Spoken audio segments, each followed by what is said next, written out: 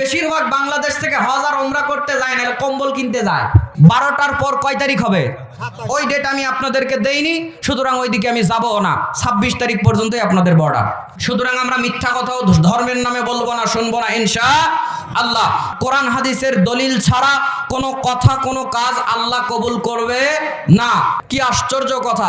ইবাদত আর আমল করতে করতে ক্লান্ত ক্লিষ্ট হয়ে গেছে, হাঁপিয়ে গেছে। সোজা কথা, আমার ভাইরা এত কষ্ট করে ইবাদত আর আমল করলো, তারপরেও আল্লাহ বলছে জাহান্নামে যাবে।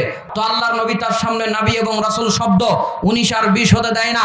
আপনি একটা ধর্মের নামে কাজ তৈরি করে বলছেন করলে সমস্যা কি, করলে সমস্যা কি? খালি মরে দেখেন কটকটি চালান কেমন আপনার উপরে চলে। সমস্যা কই আছে তখন দেখতে পারবেন।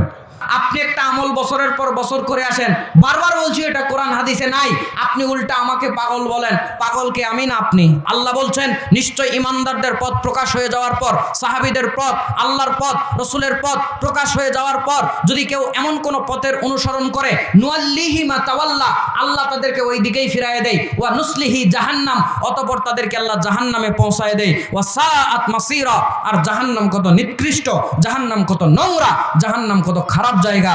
জোরে বলেন না নাউযুবিল্লাহ।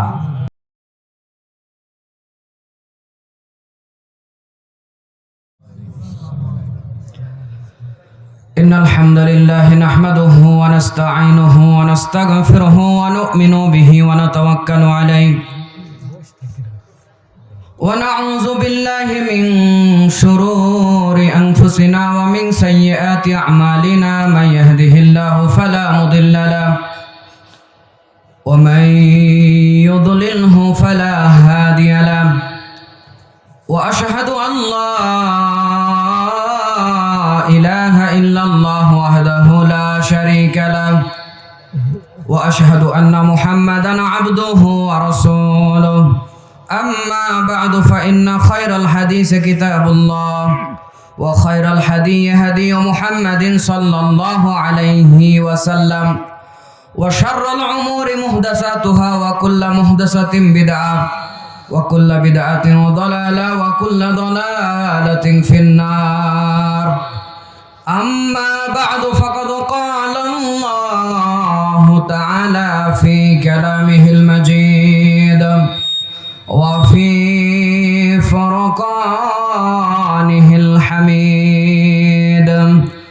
أعوذ بالله من الشيطان الرجيم. بسم الله الرحمن الرحيم. قل هو الله أحد. وقال رسول الله صلى الله عليه وسلم إن لله أهلين من الناس. قالوا يا رسول الله من هم؟ قال هم أهل القرآن أهل الله وخاصته. رواه ابن ماجه.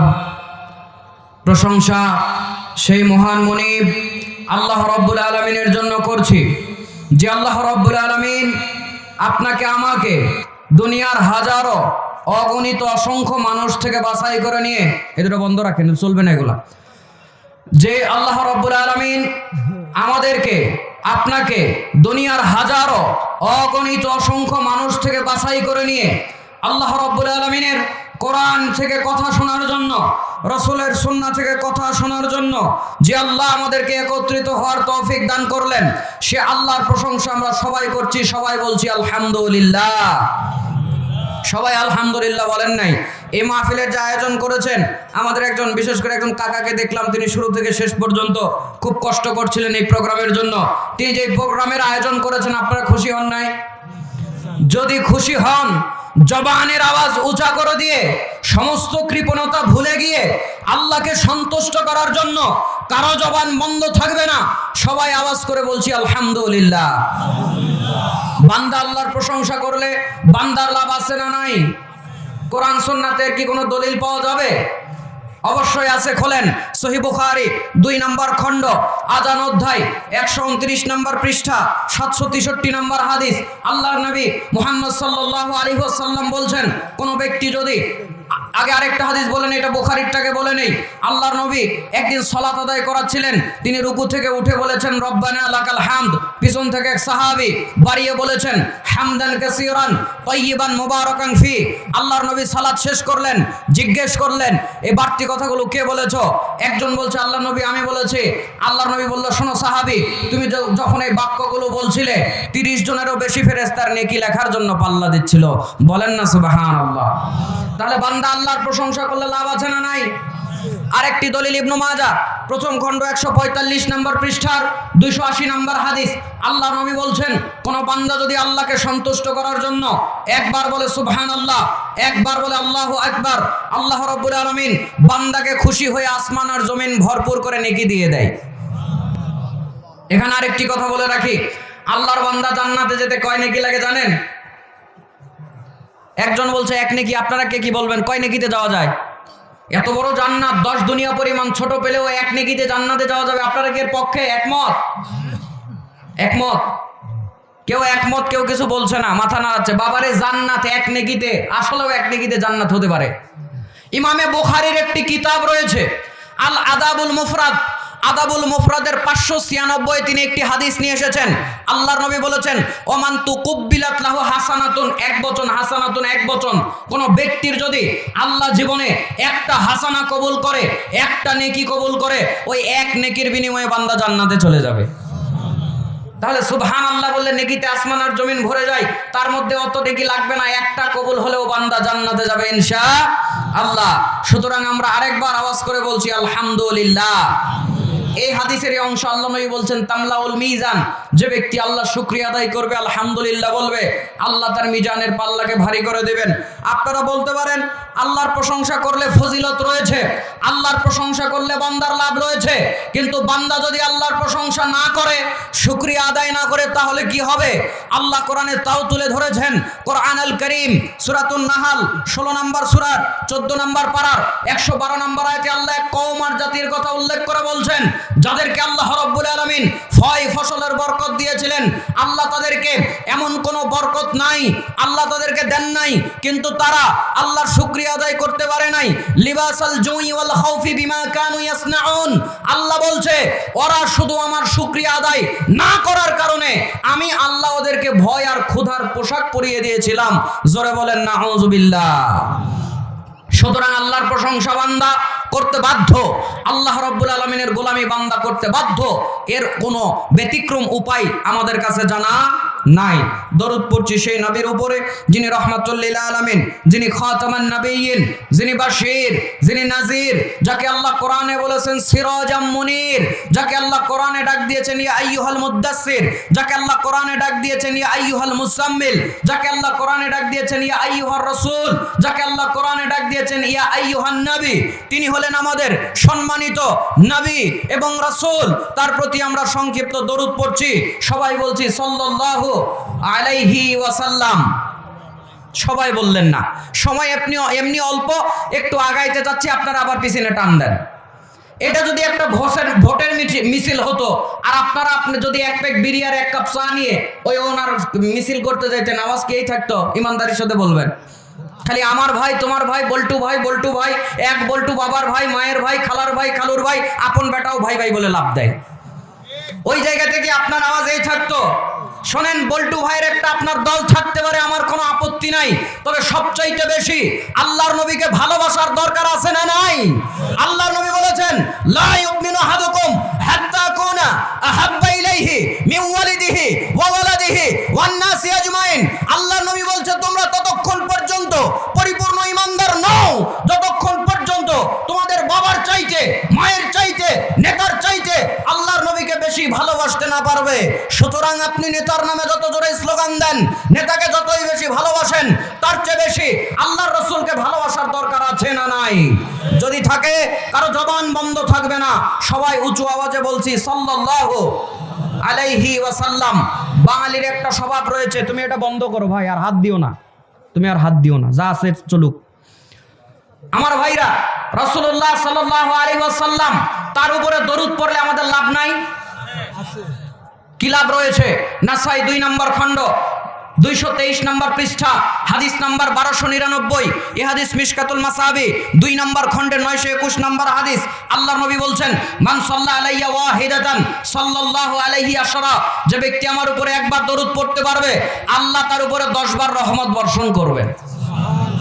হাদিসের ফজিলত পরের হাদিসে আরো বেশি রয়েছে। নাসাই 2 নম্বর খণ্ড 223 নম্বর পৃষ্ঠা, হাদিস নাম্বার 1300। এই হাদিস মিশকাতুল মাসাবি 2 নম্বর খণ্ডের 922 নম্বর হাদিস।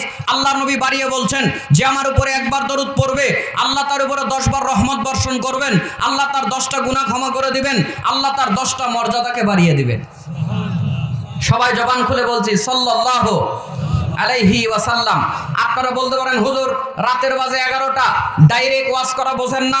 2 মিনিট আল্লাহর প্রশংসা, 3 মিনিট রাসূলের উপরে দরুদ, এইটা কি পড়ার খুবই দরকার? ডাইরেক্ট ওয়াজ শুরু করা বোঝেন না? শুরুতেই যে আল্লাহর প্রশংসা করলাম, নবীর উপরে দরুদ পড়লাম, এই কাজটা করারও বক্তব্যের পূর্বে দলিল আছে না নাই? আব্দুল মুক্তাদিরের কাছে আল্লাহর দয়াতে দলিলের অভাব নাই। খোলেন, ইমামের তিরমিজির কিতাব রয়েছে সুনানুত তিরমিজি 3380-তে তিনি একটি হাদিস নিয়ে এসেছেন। আল্লাহর নবী বলেছেন, মা জালাসা কওমুন মাজলিসান লাম ইয়াযকুরুল্লাহ ফীহি ওয়া লাম ইউসাল্লু আলা নাবিয়্যিহিম ইল্লা কানা আলাইহিম তিরাতান ফা ইন শাআ আযাবাহুম ওয়া ইন শাআ গফারা লাহুম। আল্লাহর নবী বলছেন, লোকজনের একটা জনসমাগমের আয়োজন করলো, লোকজনের একটা বৈঠকের আয়োজন করলো, লাম ইয়াযকুরুল্লাহ ফীহি, তারা ওই বৈঠকের মধ্যে আল্লাহর কোনো প্রশংসা করে নাই, ওয়ালাম ইউসাল্লু আলা নাবিয়্যিহিম, তারা ওই বৈঠকের মধ্যে নবীর উপরে দরুদ পড়ে নাই, ইল্লা কানা আলাইহিম তিরাতান, তাদের সকলের জন্য ওই বৈঠকটা ক্ষতির কারণ হবে। ফা ইন শাআ আযাবাহুম, আল্লাহ চাইলে ওদের আযাবও দিতে পারে, আল্লাহ রাব্বুল আলামিন চাইলে তাদের মাফও করতে পারে। তাহলে এই বৈঠকগুলো কায়েম করে শুরুতে আল্লাহর প্রশংসা, তারপরে নবীর উপরে দরুদ পড়ার দরকার আছে না নাই? আমরা আমাদের দায়িত্ব পালন করে নিয়েছি। আমার ভাইরা, আমাকে টপিক দেওয়া হয়েছে সুন্নাত এবং বিদআত। এই টপিকের উপরে আমি কথা বলবো ইনশাআল্লাহ। বক্তব্য দেওয়ার পূর্বে আপনার সঙ্গে দুটি কথা, তা হলো কোরআন সুন্নাহ থেকেই কথা হবে, কোরআন সুন্নাহর বাইরে গিয়ে কোনো কথা আমরা বলবো না, শুনবো না ইনশাআল্লাহ। যেই মানুষরা শুধু হুজুরদের কথা শুনে ইসলাম মানে, কোরআন হাদিস পড়ে না, কোরআন হাদিস জানে না, ওরা আল্লাহ রাব্বুল আলামিনের ইবাদত করে না, ওরা ওই হুজুরের ইবাদত করে। কথা বুঝেন? আপনি দলিল প্রমাণ ছাড়া একটা ব্যক্তির কথা মতো শুধু ইসলাম মানেন, যদিও তার কথাটা কোরআন এবং হাদিসে নাই। এখন বুঝে থাকলে বলেন, আপনি কি তাহলে আল্লাহর ইবাদত করলেন না তার ইবাদত করলেন? তো আল্লাহ জান্নাত বানিয়েছে, আল্লাহর ইবাদত করলে আল্লাহর জান্নাত পাবেন। আর হুজুরের ইবাদত করে যদি মরে যান, হুজুর কোনো জান্নাত বানাইলে ওইটাতে যায় না, আল্লাহর জান্নাতে আপনার জায়গা নাই। আপনি বলবেন তার দলিল দেন, নেন দলিল নেন। কোরআন আল করিম সূরাতুত তাওবা 9 নম্বর সূরার 31 নম্বর আয়াতে আল্লাহ রাব্বুল আলামিন বলছেন, ইত্তাখাযু আহবারাহুম ওয়া রুহবানাহুম আরবাবাম মিন দুনিল্লাহ। আল্লাহ বলছেন, দুনিয়ার মধ্যে তারা তাদের ধর্মীয় নেতাদেরকে, পীর বুজুর্গদেরকে, ইহুদি আর খ্রিস্টানদেরকে আল্লাহ বলছেন, তারা তাদের ধর্মীয় পোপ পাদ্রীদেরকে আল্লাহর আসনে বসিয়ে দিয়েছে। আল্লাহ কোরআনে এই কথা বলছেন। এই আয়াতের বিপরীতে একটি হাদিস তিরমিজি থেকে পাওয়া যায়, 3095 নম্বর হাদিস। আল্লাহর নবীর কাছে একটা লোক আসলেন, দেখেন দলিল ছাড়া ইবাদত করা যায়, ওই লোকদের ইবাদত করা আল্লাহর ইবাদত করা নয়, তার দলিল দিচ্ছি। আল্লাহর নবীর কাছে আসলেন, সাহাবীটার নাম আদি ইবনে হাতেম, নতুন নতুন ইসলাম কবুল করেছে, গলার মধ্যে একটা ক্রুশ ঝুলিয়ে নিয়ে এসেছে, খ্রিস্টানদের ধর্মীয় সিম্পটম, গলার মধ্যে ক্রুশ ঝুলিয়ে নিয়ে এসেছে। আপনার আমার ছেলেরাও গলার মধ্যে এরকম বিভিন্ন কিছু ঝুলাই কি ঝুলাই না? গলার মধ্যে আর, গলার মধ্যে এস, গলার মধ্যে এম, গলার মধ্যে টি। ওকে যদি বলো ভাই গলার মধ্যে আর কেন, বলবে আরতে রুজি না, ওকে সারা বুঝি না, ওকে তো আর পুরা গলার মধ্যে ঝুলাই রাখতে পারি না, এই জন্য ওর নামের প্রথম অক্ষরটা ঝুলাই রাখছি। জোরে বলেন আছে না নাই? আদি ইবনে হাতেম গলার মধ্যে একটা ক্রুশ ঝুলিয়ে নিয়ে আসলো। আল্লাহর নবী বললেন, এই মূর্তিটা গলা থেকে খোলো। আল্লাহর নবী এই কথা বলেই কোরআনের আয়াত তেলাওয়াত করলেন, ইত্তাখাযু আহবারাহুম ওয়া রুহবানাহুম আরবাবাম মিন দুনিল্লাহ। আল্লাহ বলেছেন, শোনো আদি, আল্লাহ বলেছেন তারা তাদের ধর্মীয় নেতাদেরকে, গুরুদেরকে আল্লাহর আসনে বসিয়ে দিয়েছে।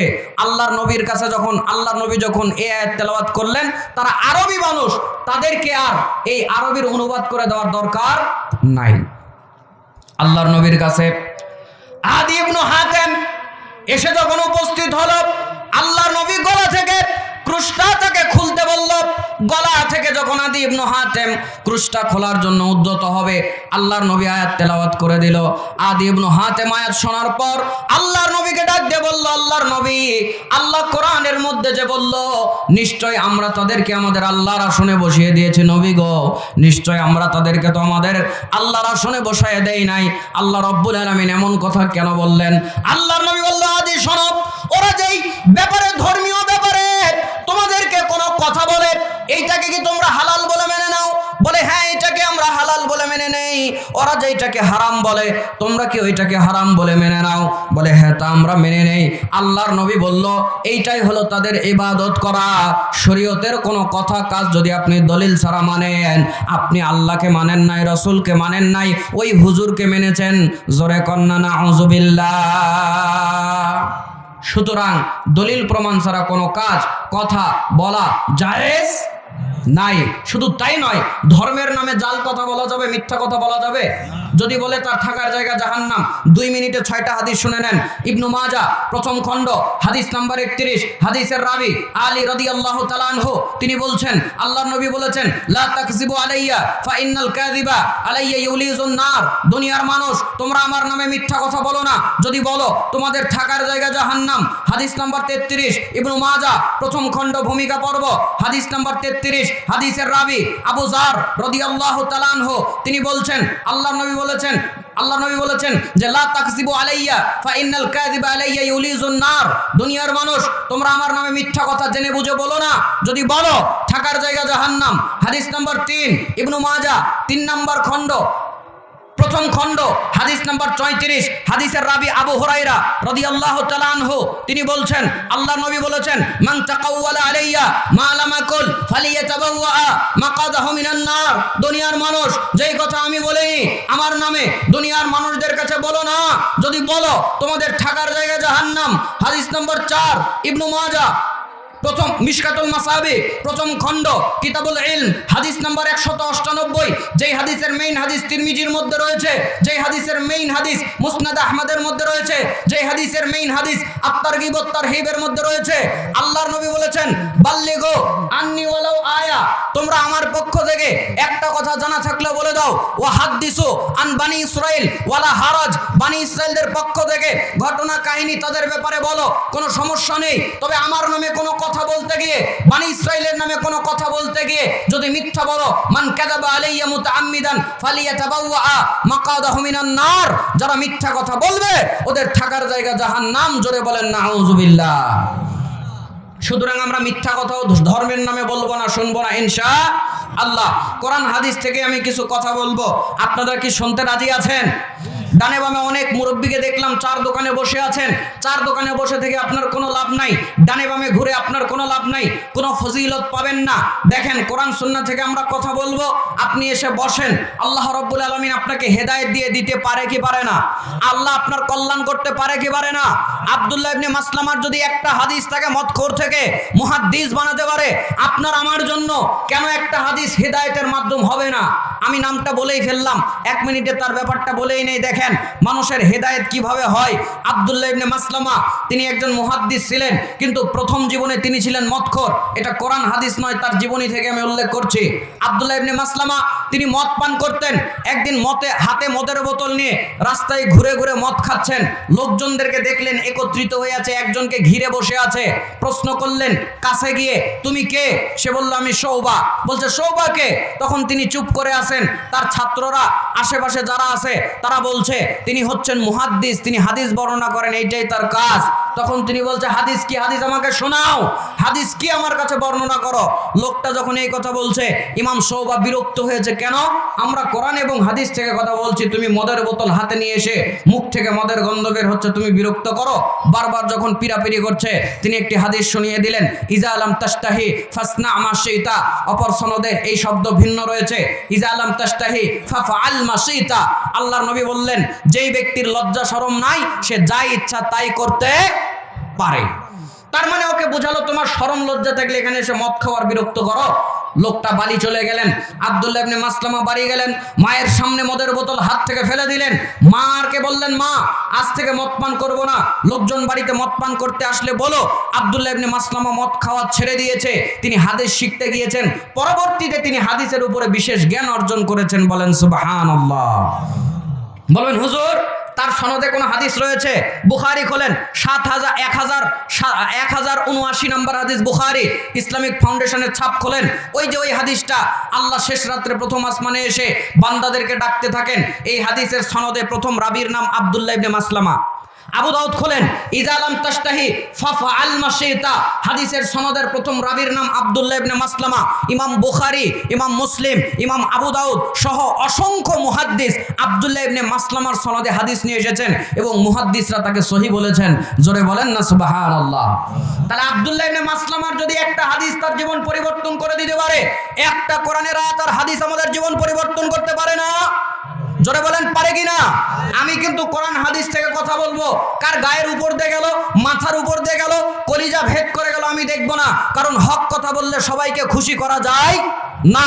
হক কথা বললে ছেলে বাবার কাছে মিঠা নয়, বাবা ছেলের কাছে মিঠা নয়, চাচা ভাতিজার কাছে মিঠা নয়, ভাতিজা চাচার কাছে মিঠা নয়। দুনিয়াতেও এর বহু নজির রয়েছে। বর্তমানেও একজন আলেম রয়েছে, আমি নাম নিতে চাচ্ছি না, তিনি বলছেন আল্লাহ সব জায়গাতে আছে, আর তার ছেলে বলছে আল্লাহ আরশের উপরে আছে। আমার ভাইরা, আকীদা কাটটা ঠিক? ছেলেরটা। বাপের কাছে লোকজন গিয়ে প্রশ্ন করছে, বাপ কি বলছে জানেন? আমার ছেলে গোমরা হয়ে গেছে, ওর কথা আপনারা শুনেন না। তার মানে হক কথা বললে বাবাও ছেলেরাও বাবার কাছে মিঠা হতে পারে না। মুরব্বী মন খারাপ করে না, আপনি আবার কেন মিঠা হবেন? শুধু তাই নয়, আল্লাহ কোথায় আছে এই কথা উনি বলবে, ওনার বাপ বলবে, আমি বলবো না, আল্লাহ বলবে। জোরে বলেন না, কে বলবে? আল্লাহ কোরআনে বলেন আল্লাহ কোথায় আছে? আল্লাহ বলেছেন আর রহমানু আলাল আরশি ইস্তাওয়া, রহমান তিনি আরশের উপরে আছেন। একে একবার বলেছেন, আল্লাহ কোরআনে প্রায় 7 বার বলেছেন। কোরআনুল কারীম সূরাতুল আরাফ 7 নম্বর সূরার 8 নম্বর পারার 54 নম্বর আয়াত, কোরআনুল কারীম সূরাতুল ইউনূস 10 নম্বর সূরার 11 নম্বর পারার 3 নম্বর আয়াত, কোরআনুল কারীম সূরাতুর রাদ 13 নম্বর সূরার 13 নম্বর পারার 2 নম্বর আয়াত, কোরআনুল কারীম সূরাতুত তাওহা 20 নম্বর সূরার 16 নম্বর পারার 5 নম্বর আয়াত, কোরআনুল কারীম সূরাতুল ফুরকান 25 নম্বর সূরার 19 নম্বর পারার 59 নম্বর আয়াত, কোরআনুল কারীম সূরাতুস সাজদা 32 নম্বর সূরার 21 নম্বর পারার 4 নম্বর আয়াত, কোরআনুল কারীম সূরাতুল হাদিদ 57 নম্বর সূরার 57 নম্বর সূরার 27 নম্বর পারার 4 নম্বর আয়াত। আল্লাহ প্রায় 60টি আয়াতের মধ্যে বলেছেন আল্লাহ আরশে আছে। এই হক কথাটাই তিনি বলেছেন। এই হক কথাগুলো যদি ওই কাকা বলে আর আমি বলি, আমাদের জন্য ফাঁসির মঞ্চ রেডি থাকতে পারে, ফাঁসির দড়ি রেডি থাকতে পারে, লোকজনের লাঠি শটানে রেডি থাকতে পারে, লোকজনের আমাদেরকে জেল জরিমানা করার জন্য রেডি থাকতে পারে, কারো পিস্তলের গুলিও রেডি থাকতে পারে। তবে আমি বলতে চাই, আব্দুল মুক্তাদির দুনিয়ার কোনো মানুষকে দেখে ভয় পায় না, পেট বলে না, আজকেও বলবে না। কারণ আল্লাহর নবী বলেছেন লা ইয়াজালু তাইফাতুম মিন উম্মতি আলাল হাক্কি মানসুরিনা লা ইয়াদুররুহুম মান খালাফাহুম হাত্তা ইয়াতি আমরুল্লাহি আযজা ওয়া জাল্লা। আল্লাহর নবী বলেছেন আমার একদল উম্মত তারা হকের উপরে থাকবে, কোনো বাতিল কিয়ামত পর্যন্ত তাদের কোনো ক্ষতি করতে পারবে না। এমত অবস্থায় কিয়ামত চলে আসবে। আমরা বিশ্বাস করি সেই তাইফা আমরা, সেই জাতি আমরা হক কথা বলবো। এই হক কথা বলনেওয়ালাদেরকে একজনকে সরায় দিবেন। আমের ডাল কেটে দিলে যেরকম 5টা ডাল বেরিয়ে যায়, আরো 5 জন দাঁড়িয়ে যাবে। আমের ডাল কেটে দিলে, কুল গাছের ডাল কেটে দিলে যেরকম আরো 10টা ডাল গজিয়ে যায়, একজন হকপন্থীকে সরাবেন, 10 জন এরকম দাঁড়িয়ে যাবে। আল্লাহর কসম করে বলছি, আল্লাহর জমিনে হক প্রচার করতে কোনো রাম এবং বাম বাধা সৃষ্টি করে হককে ঠেকাতে পারে না, পারে নাই, ভবিষ্যতেও পারবে না। কথা বলেন ঠিক কিনা? লিল্লাহে তাকবীর, লিল্লাহে তাকবীর। সুতরাং আমরা কোরআন সুন্নাহ থেকে বলবো এবং শুনবো, আমাদের উপকার হবেই ইনশাআল্লাহ। চলেন আলোচনার মধ্যে প্রবেশ করি। ডানে বামে কথা নাই, প্রথমে আসছি তো একটু ভূমিকা দিয়ে কথা যদি একটু না বলি, একটু যদি সেটিং ফেটিং করে না দেই, ভালো করে তো কথা বলা যাবে না। অধৈর্য হচ্ছেন আপনারা? এ ভাই, আমিও সুর দিয়ে ওয়াজ করবো, একটু দাঁড়ান, আস্তে আস্তে বলি, ধীরে ধীরে শোনেন। আমাকে একটু সেটিং ফিটিং করে নিতে দেন। কারণ একটা বিল্ডিং দাঁড় করাবেন, ভালো করে যদি ভিত্তি না দেন, ওই বিল্ডিংটা নড়বড়ে হবে, ভূমিকম্পে ভেঙে পড়বে। ঠিক তেমন একটা সুন্দর বক্তব্য, একটা সুন্দর লেকচার উপহার দেওয়ার জন্য অবশ্যই 10 মিনিটের 15 মিনিটের একটা সুন্দর ভূমিকার দরকার। সেটাই আমি দিয়ে নিলাম। আলোচনার মধ্যে যাচ্ছি। মা বোনেরাও কি আলোচনা শুনতেছে নাকি?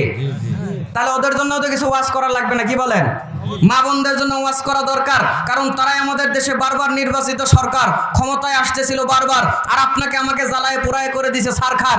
সহ্য করবেন কত আর? ছিঁড়ে গেছে অনেক যুবকের মাথার তার। এই জন্য ওদের জন্য একটু বেশি করে ওয়াজ করা দরকার। জোরে বলেন ঠিক কিনা? কিন্তু ওদেরকে বোঝানো সহজ না কঠিন, কি মনে হয় আপনাদের? কাকা কিন্তু 30 বছর সংসার করে 40 বছর সংসার করে বলছে কঠিন। প্রশ্ন করতে যত দেরি হয়েছে উত্তর দিতে দেরি হয় নাই। সবাই বলেন যারা বিয়ে করছেন, যারা বিয়ে করেন ওরা কেমনে বুঝবে? মেয়েদেরকে বোঝানো সহজ না কঠিন? সবাই বলতেছে কঠিন। ওদেরকে কোরআন হাদিস থেকে কথা বলবেন, শুনবে না, খালি গায়ের জোর দেখাবে। যদি বলেন স্বামীর খেদমত করে, দূর, আমার স্বামীর মতো খারাপ স্বামী এলাকাতে নাই, শেষ, আপনার ওয়াজ শেষ। এই জন্য আমি বলি, মাইয়া বাহাদুরি করিস না, গায়ের জোরে কথা বলিস না। মাইয়া বাহাদুরি করিস না, গায়ের জোরে কথা বলিস না। গায়ের জোরে বললে কথা, গায়ের জোরে বললে কথা আল্লাহ খুশি হবে না। গায়ের জোরে কথা বলিস না, মাইয়া বাহাদুরি করিস না, গায়ের জোরে কথা বলিস না। খেয়াল করেন, ছেলে মেয়ের বিবাহের পরে আল্লাহ একটা সন্তান দেয় ঘরে, কত কষ্টে লালন পালন তুমি করো যে তারে। আবার স্বামী তোমায় তালাক দিলে, স্বামী তোমায় তালাক দিলে সন্তানের ভাগী হও না। গায়ের জোরে কথা বলিস না, মাইয়া বাহাদুরি করিস না, গায়ের জোরে কথা বলিস না। আদমের বাঁকা একটি হার, তা থেকে নারী যে তৈয়ার। আদমের বাঁকা একটি হার, তা থেকে নারী যে তৈয়ার। রাসূলের হাদিসেতে আছে সমাচার। তাহলে পুরুষ থেকেই নারীর সৃষ্টি, পুরুষ থেকে নারীর সৃষ্টি, নারী থেকে পুরুষ না। গায়ের জোরে কথা বলিস না, মাইয়া বাহাদুরি করিস না, গায়ের জোরে কথা বলিস না। স্বামী তোমার অমূল্য রতন, তুমি তারে করিবা যতন। কথা বলেন ঠিক কিনা?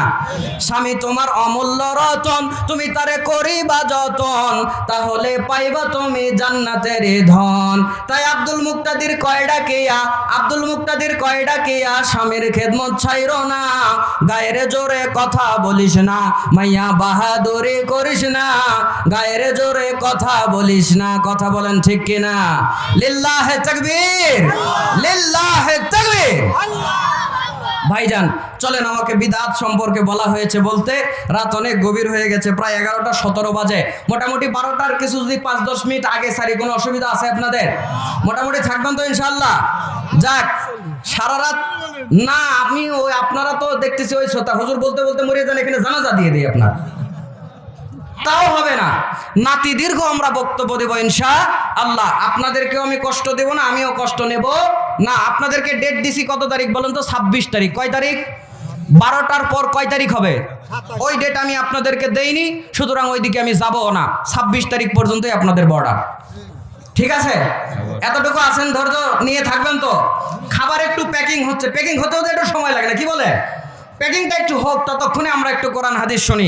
খাবারটা ততক্ষণে প্যাকিং হয়ে আসুক, বলেন ইনশাআল্লাহ। চলেন আলোচনার মধ্যে প্রবেশ করি। আল্লাহ কোরআন আল কারীম সূরা গাশিয়ার মধ্যে বলছেন, আমিন আমিলাতুন নাসিবা। দুনিয়ার মধ্যে কত মানুষ আছে, ওরা আমল করতে করতে ক্লিষ্ট, ক্লান্ত।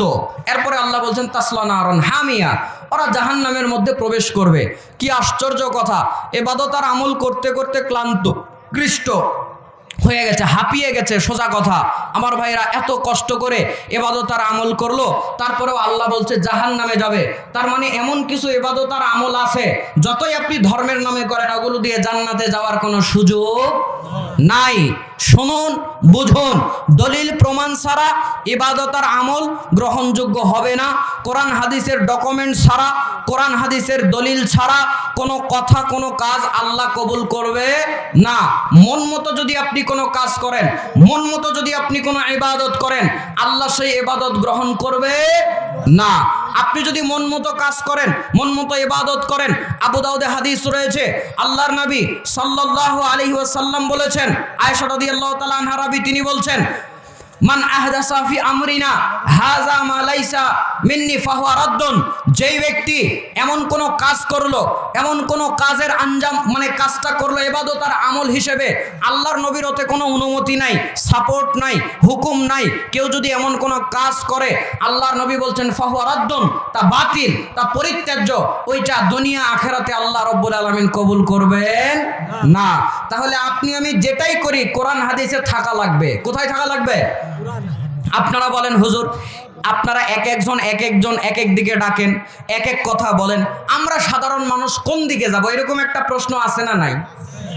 আমরা সাধারণ মানুষ কোন দিকে যাব? কেন আপনি সাধারণ মানুষ যখন বাজারে মাছ মাংস কিনতে যান, সব মাছওয়ালাই তো আপনাকে ডাকে, সব মাংসওয়ালাই তো আপনাকে ডাকে, সবার কাছে নেন, জোরে বলেন নেন। মাছের দোকানে গেছে, ভাব মশানি আলাদা, 6 মাস পর কিন্তু গেছে মাছ কিনতে, কথা আমার বোঝেন নাই? গিয়ে দেখছে মাছ মরে গেছে, চোখ সাদা হয়েছে কিনা, গায়ে একটু খোঁচা দিয়ে দেখতেছে গা নরম কিনা। ও আপনি মাছ কিনতে জানেন, ধর্ম কোনটা এটা খুঁজতে জানেন না। সবজি কোনটা ভালো, কোনটা শুকিয়ে যায় নাই, কোনটা টাটকা, এটা চিনেন। ধর্ম আপনি চিনেন না, আসলে চিনেন না তা নয়, আপনার চিনার কোনো আগ্রহ নেই, আপনার চিনার কোনো ইচ্ছে নেই। আপনি কি মনে করছেন আল্লাহ এত দামি জান্নাত দিবে, আপনি যা করবেন তাতেই আল্লাহ জান্নাত দিয়ে দিবে না। আমার ভাইরা শুনুন, এই হাদিসটা আপনি পেয়ে যাবেন ইবনু মাজাহ প্রথম খণ্ডের 43 নম্বর হাদিস। আল্লাহ নবী সাল্লাল্লাহু আলাইহি ওয়াসাল্লাম বলছে, দুনিয়ার মানুষ শুনে নাও, অচিরেই তোমাদের মধ্যে এমন একটা সময় আসবে, অচিরেই তোমাদের মধ্যে এমন একটা টাইম আসবে যেই সময় তোমরা অনেক ইখতিলাফ দেখতে পারবে, তোমরা মতভেদ দেখতে পারবে।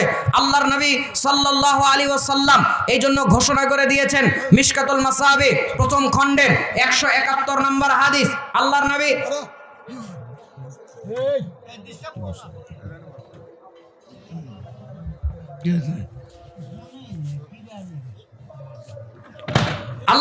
সাল্লাল্লাহু আলাইহি ওয়াসাল্লাম বলেছেন, কোন ব্যক্তি, আল্লাহর নবী সাল্লাল্লাহু আলাইহি ওয়াসাল্লাম বলছেন, তোমাদের মধ্যে এমন একটা সময় আসবে যখন ইখতিলাফ হবে, দলভেদ তৈরি হয়ে যাবে।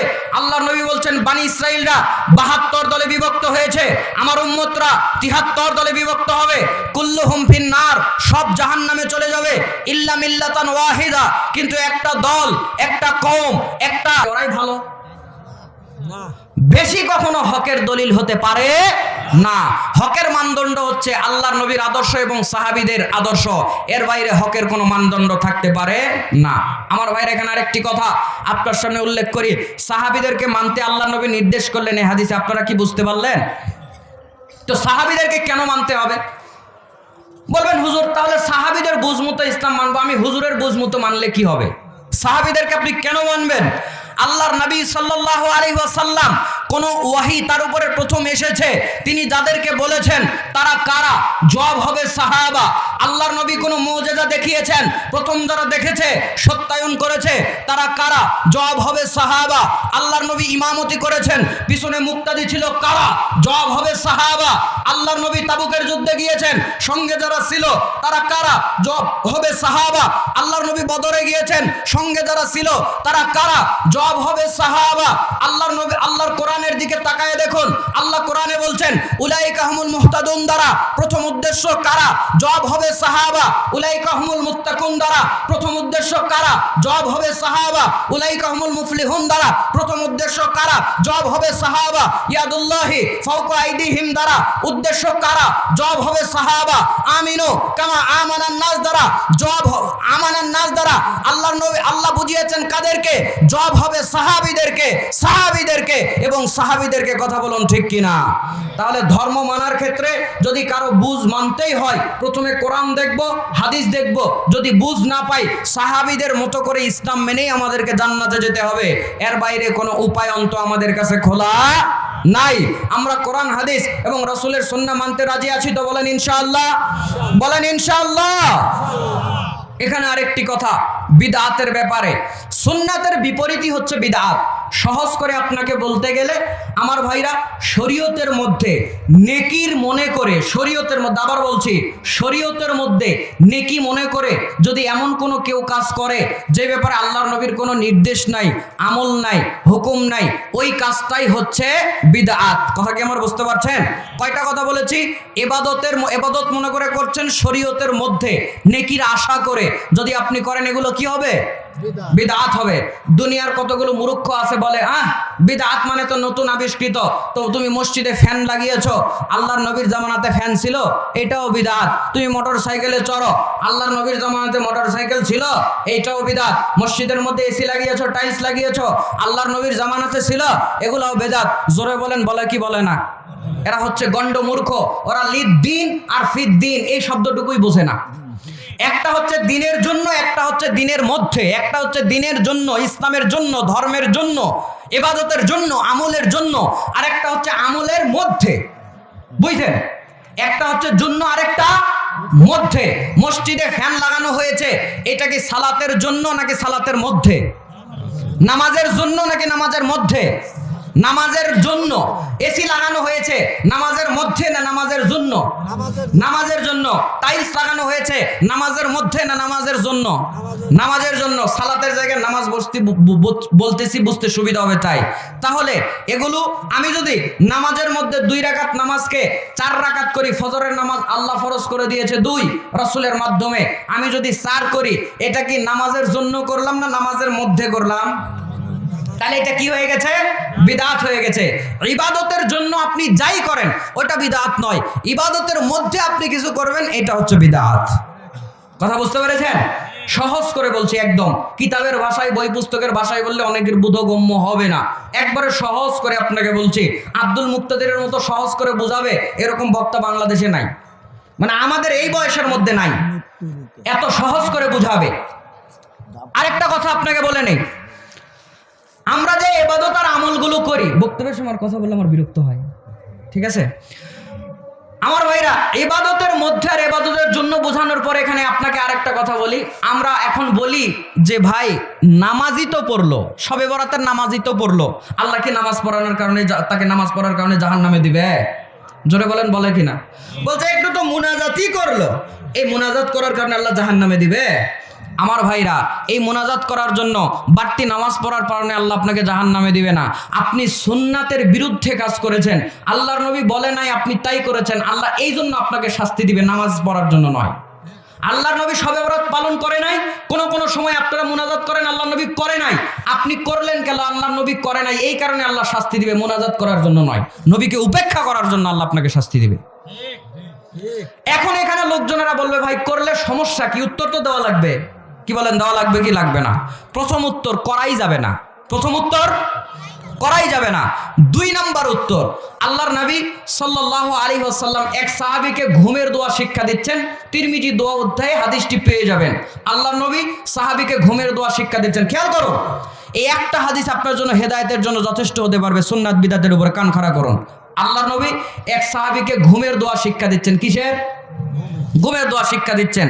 ঘুমের দোয়া যখন আল্লাহর নবী সাল্লাল্লাহু আলাইহি সাল্লাম তাকে শিক্ষা দিচ্ছেন, ঘুমের দোয়া শিক্ষা দেওয়ার সময় আল্লাহর নবী সাল্লাল্লাহু আলাইহি সাল্লাম লম্বা দোয়া, দোয়ার মধ্যে একটা অংশ রয়েছে বিনাবিয়িক আল্লাযী আরসালতা।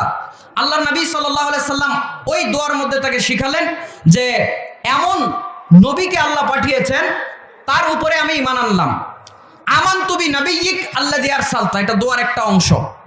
তো আল্লাহর নবী কি শিখালেন? যে আমানতু বিনাবিয়িক আল্লাযী আরসালতা, আমি ঈমান আনলাম সেই নবীর উপরে আল্লাহ যাকে সত্য সহ পাঠিয়েছে। 3394 নম্বর হাদিস তিরমিজি। আল্লাহর নবী সাহাবীকে কি শিখালেন? আপনারা সবাই বলতে হবে।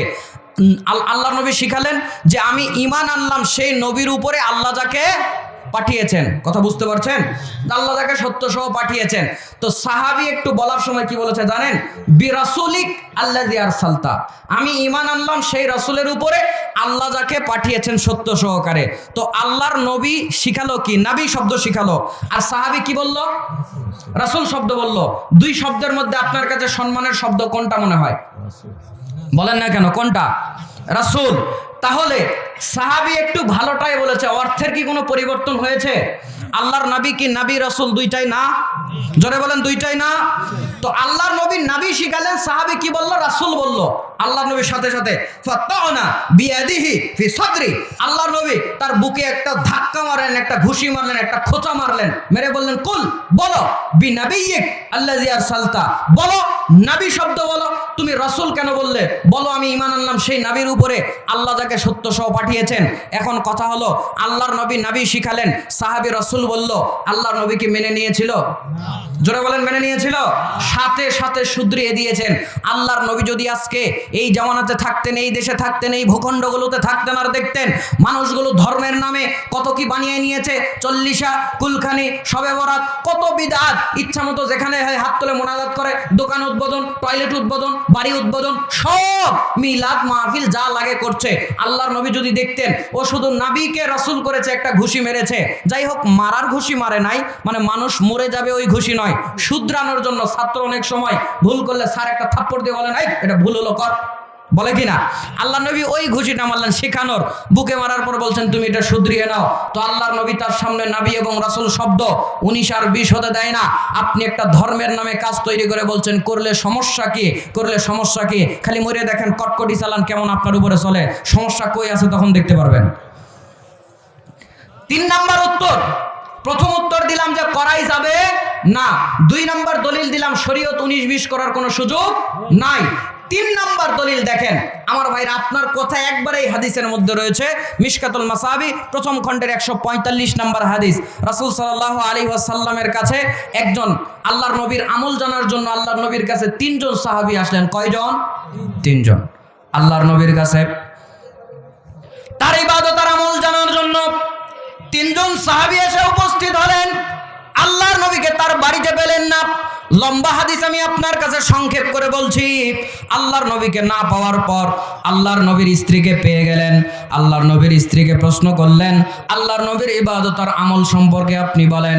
আল্লাহর নবীর ইবাদত আর আমল সম্পর্কে 3 জন শুনল। লম্বা হাদিস ছোট্ট করে বলছি। 3 জন শোনার পর একজন ডাক দিয়ে বলছে, নিশ্চয় আজকের পর থেকে আমি আর কোনোদিন রাত্রিবেলা ঘুমাবো না, সারা রাত সালাত আদায় করব। আল্লাহর নবী আল্লাহ তার পিছনের সব কিছু মাফ করে দিয়েছেন, সামনেও যদি কোনো কিছু হয় আল্লাহ আগেই মাফ করে দিয়েছেন। আল্লাহ রব্বুল আলামিন তার অন্তরটাকে চিরে তার হার্ট আর কল্পটাকে জমজমের পানি দ্বারা 2 বার ধৌত করিয়েছেন। আল্লাহর নবী রাত্রিবেলা সালাত আদায় করে, তার স্ত্রী বলল আবার রাত্রিবেলা ঘুমায়ও যায়। আমরা গুনাহগার মানুষ, রাত্রিবেলা আমরা অল্প একটু সালাত আদায় করলে হবে না। সাহাবীর থিওরি হলো সারা রাত নামাজ আদায় আমি করব, আজকের পর থেকে রাত্রিবেলা আমি আর ঘুমাবো না। একবার আওয়াজ করে বলেন না নাউযুবিল্লাহ। বলবেন হুজুর নাউযুবিল্লাহ বলিয়ে নিলেন, নামাজ পড়া কি খারাপ নাকি? আপনাদের কি মনে হয় ভালো না খারাপ? কথা বলে না? সারা রাত নামাজ পড়বো, নিয়ত ভালো না খারাপ? নিয়ত ভালো, কাজ ভালো, সালাত কি খারাপ নাকি? নিয়ত ভালো। বোঝেন আপনি আগে আমার ওয়াজ বোঝেন, নিয়ত ভালো, আপনি আগে বোঝেন আমার কথা। নিয়ত ভালো, সারা রাত নামাজ পড়বো, নিয়ত কি এটা খারাপ? ও কি বলছে সারা রাত মদ খাবো, জেনা করব? কি বলেছে? সারা রাত নামাজ আদায় করব। আর একজন বলছে আল্লাহর নবী তিনি মাঝে মাঝে সিয়াম রাখেন, আবার তিনি সিয়াম ছাড়েন। আমরা গুনাহগার উম্মত, আমরা ওই রকম করলে হবে না। প্রত্যেক দিন আমি নিয়ত করলাম সিয়াম রাখবো, আজকের পর থেকে আমি আর কোনোদিন সিয়াম ছাড়বো না। আমার ভাইরা একটু বুঝে থাকলে বলেন নিয়ত খারাপ না ভালো? প্রত্যেক দিন সিয়াম রাখবো, আজকের পর থেকে আর সিয়াম আমি কোনোদিন ছাড়বো না, নিঃসন্দেহে ভালো নিয়ত। আরেকজন বলছে আমি জীবনে বিয়েই করব না, বিয়ে হলে বউ বাচ্চা হবে, বাচ্চা হওয়ার পর বউ বলবে ডানো আনো, কাপড় আনো, এইটা আনো ওইটা আনো, মাঝে মধ্যে অসুস্থ হয়ে যাবে, বলবে ঔষধ নিয়ে আসো। এত কিছু পারা যাবে না, আমি একটা মানুষ ইনকাম করে খাবো, আমার বেশি কষ্ট করার দরকার হবে না। সংসার করলে, বিয়ে শাদী করলে বউকে লালন পালন করার জন্য অনেক কষ্ট করা লাগবে, বাচ্চাকে লালন পালন করার জন্য কষ্ট করা লাগবে। এত কিছু আমি করতে পারবো না, আমি ইবাদতের দিকে মনোযোগ দিব। আজকের পর থেকে আমি কোনোদিন বিয়ে করব না বলে নিয়ত করলাম। এবার পাবনার মানুষ বুঝে থাকলে বলেন 3 জনেরই নিয়ত ভালো না খারাপ? আল্লাহর নবীর কান পর্যন্ত কথা কোনোভাবে পৌঁছে গেল। আল্লাহর নবী ওই 3 জনকে প্রশ্ন করলেন তোমরা কি এই কথাগুলো বলেছ? 3 জন বললেন হ্যাঁ আমরা 3 জনে এই কথা বলেছি। আল্লাহর নবী সাথে সাথে রাগান্বিত হয়ে বলল, পৃথিবীর মধ্যে আল্লাহকে যদি কেউ ভয় করতে পারে আমার চাইতে, আমি আল্লাহর নবী আমার চাইতে কেউ বেশি ভয় করতে পারে না, আমার চাইতে আল্লাহকে বেশি কেউ ভয় করতে পারবে না। আমি আল্লাহকে যতটা ভয় করি আমার মতো ভয় দুনিয়ার কোনো মানুষ করতে পারবে না। আমি আল্লাহর নবী, আমি সিয়াম রাখি আর সিয়াম সারি, সালাত আদায় করি আমি আবার সালাত সারি, আমি বিবাহ শাদী করেছি, এগুলো হলো আমার সুন্নাত। কোন মানুষ যদি একটু বেশি বুঝে, নামাজ রোজা বিয়ে না করাকে মনে করে এইটাই বুজুর্গের লক্ষণ, এইটাই ভালো লক্ষণ, আল্লাহর নবী বললেন মান রাগিবা আন সুন্নতি ফালাইসা মিন্নি, যেই ব্যক্তি আমার সুন্নাতগুলো থেকে মুখ ফিরিয়ে নেবে আমি আমার উম্মত থেকে তাদেরকে ডিলিট করে দিলাম। জোরে কন্না নাউযুবিল্লাহ। হয় নাই আর একবার আওয়াজ করে বলেন না নাউযুবিল্লাহ। তাহলে সালাত আদায় করতে চাইলো, সিয়াম পালন করতে চাইলো, বিয়ে করবে না, ইবাদত আমল বেশি বেশি করবে, এই জন্য এত ভালো নিয়ত করলো। আপনি তো বলেন ভালো কাজ করলে সমস্যা কি? কাজ তো ভালো, করলে সমস্যা কি? কোরআন হাদিসে নাই, করলে সমস্যা কি? আল্লাহর নবী বলছে সমস্যা হলো এই, যারা বাড়াবাড়ি করবে, আমার সুন্নাত নয় বলে করবে, চালিয়ে দিবে, ওদেরকে আমি আমার উম্মতই মানি না, ওরা আমার উম্মত থেকেই ডিলিট, বলেন নাউজুবিল্লাহ। তাহলে যারা বলে করলে সমস্যা কি, সমস্যা কি দেখতে পাচ্ছেন? করাই যাবে না, জোরে বলেন করাই যাবে না। এবার একটু আসেন আমার ভাইরা, সালাত আদায় করা ভালো কাজ না খারাপ কাজ? ফজরের ফরজ সালাত কয় রাকাত? 2 রাকাত। আপনি আমি যদি ফজরের ফরজ সালাত 2 রাকাতের জায়গায় 4 রাকাত আদায় করি, ভালো হবে না খারাপ হবে? জোরে বলেন ভালো না খারাপ? কেন? নামাজই তো পড়বো, 2 এর জায়গায় 4 পড়লে সমস্যা কি? আল্লাহর নবীর হুকুম নাই বা শরীয়তে নাই, এটা করলে নেকি হবে না। আচ্ছা 2 এর জায়গায় 4 পড়ছি, উপরের 2 না হয় আল্লাহ কাটা দিল, আরো যে 2 পিছনে ছিল, এই 2 কি কবুল হবে না? জোরে বলেন কবুল হবে না। তার মানে আপনি বেশি একটু করতে গেলেন, আপনার আমও নাই, সালাও নাই। যারা বলেন করলে সমস্যা কি, দেখেন করলে কি সমস্যা। জুমার দিন সালাত কয় রাকাত ফরজ করেছে আল্লাহ? 2 রাকাত। বাকি দিন ওই সময় জোহর আমরা পড়ি কয় রাকাত? 4 রাকাত। বাংলাদেশের মানুষ ধরেন সবাই আমরা বললাম দূর 4 রাকাত নামাজ প্রত্যেক দিন পড়ি, আজ ছুটির দিন, দোকান বন্ধ, অফিস বন্ধ, কাজ বন্ধ, কর্ম বন্ধ, আজকে নামাজ 2 এর জায়গায় 4 এর জায়গায় তো 6 আল্লাহর দেওয়া উচিত ছিল, মাত্র 2 করে দিল, মাইনাস করে দিল। না, আজ থেকে আমরা সবাই মিলে ঐক্য করলাম, এলাকার লোকজনেরা জোহর যেরকম 4 রাকাত পড়ি, জুমার নামাজও 4 রাকাত পড়বো, সবাই একমত হয়ে আগামী জুমার 4 রাকাত আদায় করা হলো। এবার বুঝে থাকলে বলেন কত নেকি বেশি হয়েছে? ভাই বেশি তো পড়েছি, নামাজই তো পড়েছি, সমস্যা কি? কথা বলেন না, সমস্যা কি আছে?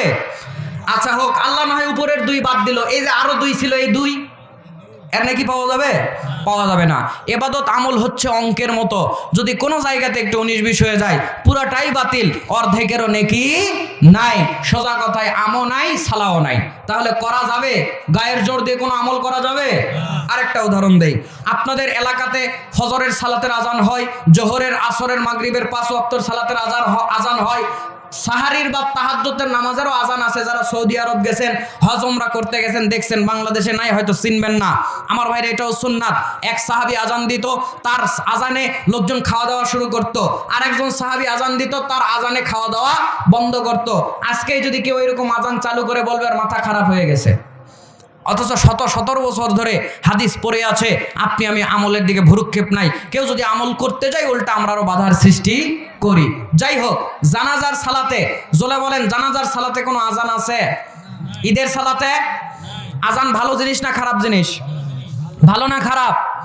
যে ব্যক্তি আজান দিবে, আল্লাহর নবী বলেছেন যত জীব জড়ো ওর আজানের শব্দ শুনতে পারবে, পরকালে তাকে আল্লাহর কাছে সুপারিশ করে, তাকে আল্লাহর জন্য জান্নাতে দেয়, সুপারিশ করবে।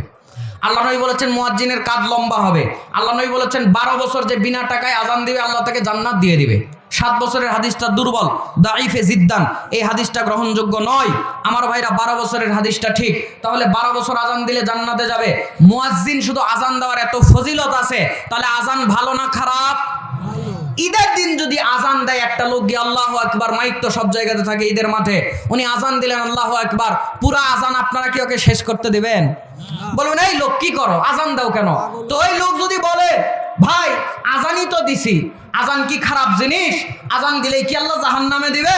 সব নামাজে আজান দেয়, ঈদের নামাজে, জানাজার নামাজে আজান দিলে সমস্যা কি? কাঁধ লম্বা হবে, সবকিছু আমার পক্ষে সাক্ষী দিবে, আল্লাহ রাব্বুল আলামিন জান্নাত দিবে। এত ফজিলতের কাজ করতেছি, তুমি বাধা দিচ্ছ কেন? তুমি আজানের শত্রু, তুমি আল্লাহর দুশমন, নবীর দুশমন। জোরে বলেন এইরকম কথা যদি কেউ বলে মেনে নেবেন? না। ওকে উল্টা বলবেন বোকা, এটা কোরআন হাদিসে নাই তাই করা যাবে না। তো এইটা কোরআন হাদিসে নাই তাই করা যাবে না। আপনি একটা আমল বছরের পর বছর করে আসেন, বারবার বলছি এটা কোরআন হাদিসে নাই, আপনি উল্টা আমাকে পাগল বলেন। পাগলকে আমি না আপনি? আল্লাহ সবাইকে হেদায়েত দান করুক, বলেন আমিন। তাহলে শরীয়তের বিরুদ্ধে গিয়ে, শরীয়তে এমন কোন ইবাদত আমল নাই, ওইটা করা যাবে না। এবার আসেন, করলে সমস্যা কি? আপনাদের কি কষ্ট হয়ে যাচ্ছে? এই আর মাত্র 12-15 মিনিট আছে। কয় মিটার? 12-15 মিনিট সহ্য হবে না? দেখি কারা কারা আছেন, দেখেন লিল্লাহে তাকবীর। আমার ভাইরা হাত নামান, আর 12-15 মিনিট, বেশি নয়, অল্প কথা বুঝলে যথেষ্ট। আমি যেভাবে বলছি আমার কথাগুলো কি বোঝা যায়? আমার ভাইরা আমার কথাগুলো বুঝতে পারছেন? সহজ করে বলছি কিনা? এর চেয়ে আর কি সহজ করে বলবো বলেন? যাই হোক, আর একটু সামনে চলেন। এবার দেখেন বিদআত করলে হবে কি। আল্লাহ কোরআন আল করিম সূরা মায়েদার 3 নম্বর আয়াতে আল্লাহ বলছেন, আলিয়াউমা আকমালতু লাকুম দীনাকুম। আল্লাহ দিনকে পরিপূর্ণ করে দিয়েছেন, দিনে আর কিছু কমানোরও নাই, দিনের মধ্যে আর কিছু বাড়ানোরও নাই। আল্লাহ বলছেন দিন ইসলাম পরিপূর্ণ, এর মধ্যে কমানোরও কিছু নাই, এর মধ্যে বাড়ানোরও কিছু নাই। তো আল্লাহ রাব্বুল আলামিন কোরআনে আয়াত নাজিল করে দিলেন, নতুন এমন কিছু আপনি কাজ করে বলছেন করলে সমস্যা কি? কোরআন হাদিসে নাই, কোনো অসুবিধা নাই, তাতে কি? কাজটা তো ভালো, করলে সমস্যা কি? আল্লাহ বলছে দিন ধর্ম পরিপূর্ণ, নতুন একটা ঢুকিয়ে দিয়ে বলছেন করলে সমস্যা কি? তাহলে আপনি আল্লাহর কোরআনের এই আয়াতকে মানলেন না, কোরআনের আয়াতের বিরুদ্ধে গেলেন, বিরুদ্ধে গেলেন। আল্লাহ বলছে দিন ইসলাম পরিপূর্ণ, এর মধ্যে একটা সরিষাও ঢুকানো যাবে না, একটা সরিষা বের হবে এরকমও কোনো জায়গা নাই, পরিপূর্ণ। আর আপনি একটা কাজ করে বলছেন করলে সমস্যা কি? আমার ভাইরা আপনি আয়াতের বিরুদ্ধে চলে গেছেন, জোরে বলেন না আউযুবিল্লাহ। 2 নাম্বার, যেই ব্যক্তি বিদআত করবে, সহিহ আত-তারগিব ওয়াত তারহিবের 54 নম্বর হাদিস, আল্লাহ নবী বলেছেন কোন ব্যক্তি বিদআত করবে, ওই বিদআতির আল্লাহ রাব্বুল আলামিন তাওবা পর্যন্ত কবুল করবেন না, বিদআতির তাওবা কবুল হবে না। সামনে যত ইবাদত আর আমল করবে আল্লাহ রাব্বুল আলামিন তার ইবাদত আর আমল কবুল করবেন না। সহিহ বুখারীতে হাদিস রয়েছে। আমার ভাইরা, মদিনাতে গিয়ে অনেক মানুষ বিদআত করে, মদিনাতে গিয়ে অনেক মানুষ সুন্নাত নয় এরকম অনেক কাজ করে। যে হাদিসটা রয়েছে 6299 নম্বর হাদিস, সহিহ বুখারী। আল্লাহ নবী বলছেন যারা মদিনায় গিয়ে বিদআত করে, মদিনায় বিদআত করতে আপনারা দেখেছেন? জোরে বলেন না করো, যারা হজ উমরাতে গেছেন দেখেছেন কি? সবুজ পাগড়ি পরে, আমি দেখেছি তো, আমি উমরা করতে গিয়েছিলাম, ঘুমাই নাই আর খাই নাই। আপনারা তো আপনাদেরকে বলছি না, বেশিরভাগ বাংলাদেশ থেকে হজ আর উমরা করতে যায় না, কম্বল কিনতে যায়। জানেন আপনারা, এক একজন আসার সময় 20 কেজি করে তো 25 কেজি করে তো নেওয়ার মানে পারমিশন আছে, নিচে শালা বেশি করে, ওর যত পারবে নিচে নিয়ে ওর 25 কেজি পার হয়ে যায়। এখন আরেকজনকে কয় ভাই তোমার তো 16 কেজি, তোমার সাথে আমার একটু মিলায় নাও ভাই, জিনিসগুলা কিনছি রেখে যাওয়া লাগবে। জোরে বলেন আছে না নাই? অধিকাংশ হজ আর উমরা কিন্তু করতে যায়, সোনা কিনতে যায়, কম্বল কিনতে যায়, খেজুর নিতে যায়। হ্যাঁ, কিছু লোক যায় আতর কিনবার আসলেও, কিন্তু ইবাদত আর আমল করতে লোকজন খুব কম যায়। আমার ভাইরা আমি গেছি দেখছি সবুজ পাগড়ি পরে, বলছে এতদিন বাংলাদেশ থেকে দাঁড়িয়ে দাঁড়িয়ে এগুলা করছি, আর আল্লাহর নবীর রওজার কাছে আসছে, হ্যাঁ ইবাদত আর আমল বেশি করে না করলে হয়। সবুজ পাগড়িওয়ালারা দল ধরে ইয়া নবী সালাম আলাইকুম মারতেছে।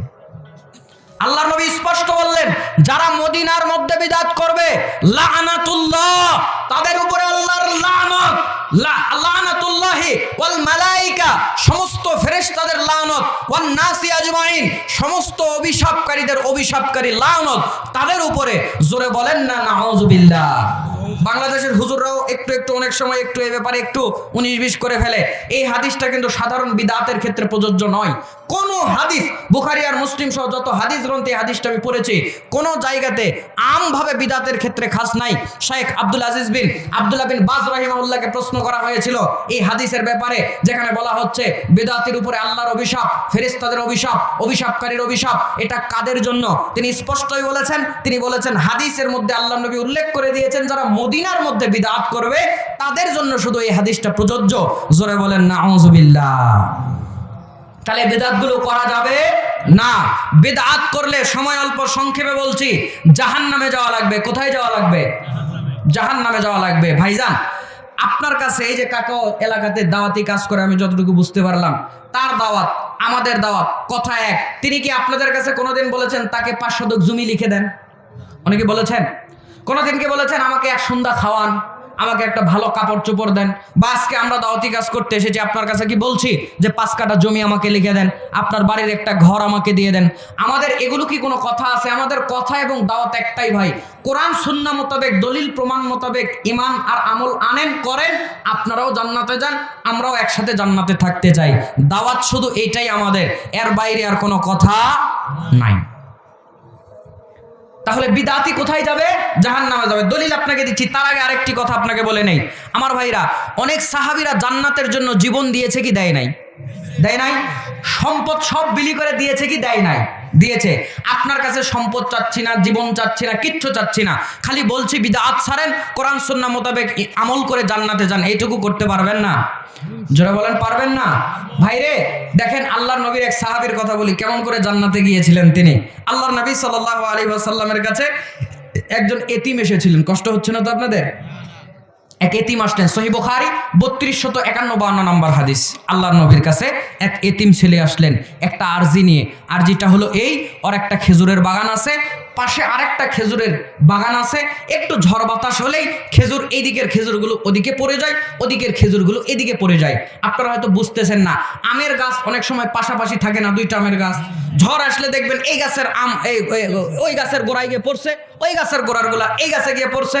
আম তো তাও বোঝা যায়, বড় আছে ছোট আছে, আম দুইটা স্বাদের তফাৎ আছে, চিনা যায়, কিন্তু খেজুর তো আর চিনা যায় না, প্রায় একই মতো। ও বলছে এটা আমার খেজুর, ও বলে আমার খেজুর, মাঝে মধ্যে দুইজনের মধ্যে ঝামেলা হয়। তো ওই এতিম ছেলেটা মনে করলো ওই লোকের সাথে আমার ঝামেলা করার দরকার নাই, আমি একটা দেওয়াল তুলে দিই, তাহলেই তো ওর খেজুর এদিকেও যায় না, আমারটা ওইদিকে যায় না, ঝামেলা আর হবে না। এই মনে করে সে একটা দেওয়াল তুলতে লাগলো, কিন্তু ওই লোকের একটা খেজুরের গাছ দেওয়ালের মাঝখানে এসে যাচ্ছিল, দেওয়ালটা সোজা করা যাচ্ছিল না। লোকটাকে বলল, ভাইজান আমি একটা দেওয়াল তুলতে চাই, আপনার বাগানকে আর আমার বাগানকে তফাৎ করবে একটা দেওয়াল তুলতে চাই, আপনি আমাকে অনুমতি দেন। আপনার ওই গাছটা আমার এই দেওয়ালের মাঝখানে পড়ে যায়, আপনার কাছে অনুরোধ করি গাছটা আপনি আমার কাছে বিক্রি করে দেন। বলছে না, আমি তোমার কাছে গাছ বিক্রি করব না। বলছে ভাইজান গো, গাছটা বিক্রি না করলে আপনি আমাকে দান করে দেন। বলছে না, তোমার কাছে আমি গাছটা দানও করে দেব না। তখন লোকটা মনে করলো তার কাছে আমি একটু ওয়াজ করি, নসিহা করি, প্রতিবেশীর হক নিয়ে একটু কথা বলি। অনেক কথা বললো, কিন্তু সে শুনলো না। মনে করলো এবার আল্লাহর নবীর কাছে যাই, আল্লাহর নবী যদি বলে তাহলে হয়তো একটু শুনতে পারে আর মানতে পারে। এই মনে করে আল্লাহর নবীর কাছে আসলো। আল্লাহর নবীর কাছে আসার পর বলল, আল্লাহর নবী আমি আপনার কাছে একটা আরজি নিয়ে এসেছি গো নবী, আমার আরজিটা শোনা লাগবে। আল্লাহর নবী দয়ার নবী, মায়ার নবী, রাহমাতুল লিল আলামিন ডাক দিয়ে বলছেন, সাহাবী বলো কোন আরজি নিয়ে তুমি এসেছো? ডাক দিয়ে বলছে, নবী গো আমি একটা দেওয়াল তুলতে চাই। ওই দেওয়াল তুলতে গিয়ে খেজুরের বাগানের মাঝখানে ওই গাছটা এসে পড়ে যায়। লোকটাকে দিতে বললাম, আমাকে দিল না। বিক্রি করতে বললাম, করলো না। নবী গো আপনি একটু বলে দেন, লোকটা যেন গাছটা আমার কাছে বিক্রি করে দেয়, লোকটা যেন গাছটা আমাকে দিয়ে দেয়, তাহলে আমি একটু দেওয়াল সুন্দর করে তুলতে পারি। আল্লাহর নবী ওই লোককে ডাক দিলেন, তার নাম হচ্ছে আবু লুবাবা। আল্লাহর নবী ডাক দিয়ে বললেন, লম্বা ঘটনা, আমি ছোট্ট করে শিক্ষা দেওয়ার জন্য বলছি। আল্লাহর নবী যখন তাকে ডেকে পাঠালেন, বলছে, আবু লুবাবা ভাই তুমি গাছটা এই লোকটাকে, এই এতিম ছেলেটাকে দিয়ে দাও, তাহলে দেওয়ালটা সোজা করে তুলতে পারে। আল্লাহর নবীর কথার উপরে কথা বলে দিল, না আমি গাছটা তাকে দেব না। আল্লাহর নবী বলল, গাছটা বিক্রি করে দাও। বলে, না গাছটা আমি তার কাছে বিক্রি করব না।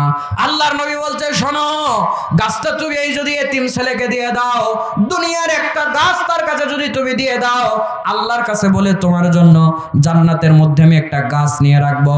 দাও না, দাও গাছটা তুমি তাকে দিয়ে দাও।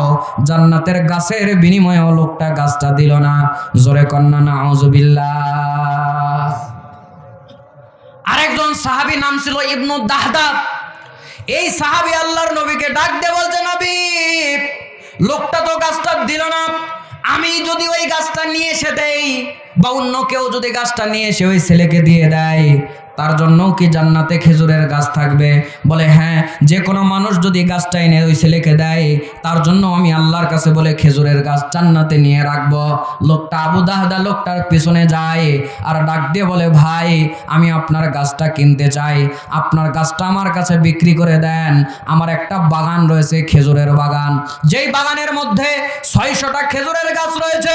মরুভূমির মধ্যে একটা পানির নহর রয়েছে, একটা পানির ফোয়ারা রয়েছে, পানির উৎস রয়েছে। ওই বাগানের মধ্যে আমার একটা ছোট্ট কুটির রয়েছে, যার মধ্যে আমি বউ বাচ্চা নিয়ে থাকি। যদি আপনি আমাকে যদি ওই একটা গাছ দিয়ে দেন, এই 600 গাছের বাগান আমি আপনাকে দিয়ে দেব। জোরে কন্না সুবহানাল্লাহ। এই সাহাবীর নাম আমি কি বললাম? ইবনু দাহদা। দাহদা আরেকজন সাহাবীর নাম, এর নাম ইবনু দাহদা। ইবনু দাহদা এই সাহাবীটাও জান্নাতে যাবে। জান্নাতি সাহাবীদের সংখ্যা কয়জন? সবাই কথা বলা লাগবে, জানেন না আপনারা? সবাই বলেন না, সবাই মুখ খোলেন না, সবার থেকে শুনবো। কয়জন? 10 জনের পক্ষে কে কে হাত তোলেন? হাত নামান। 10 জন না, এর পক্ষে কে কোন, মানে 10, 11, 12, 15, 17 এর পক্ষে কে কোন, 10-এর উপর এর পক্ষে কে? নামান, হাত নামান। কয়েকজন ভয়ে ভয়ে হাত তুলতেছে, কি হয় না হয়। 10 জন সাহাবী জান্নাতে যাবে এই কথাটা একটা হাদিসের মধ্যে একসাথে 10 জনের নাম আছে, তবে 10 জন সাহাবী জান্নাতি এই কথা ভুল। সবাই কান খাড়া করেন, মাথা ঘুরে যাবে কিন্তু কালকে ভালো করে না শুনলে। 10 জন সাহাবী জান্নাতের সুসংবাদ পেয়েছে এই কথা কি বললাম ভুল। 10 জনেরও বেশি। আচ্ছা, আপনাদের মনে বিশ্বাস হচ্ছে না, আমি দলিল সহ বলছি। 133 নম্বর হাদিস, মিশকাত ইবনু মাজাহ।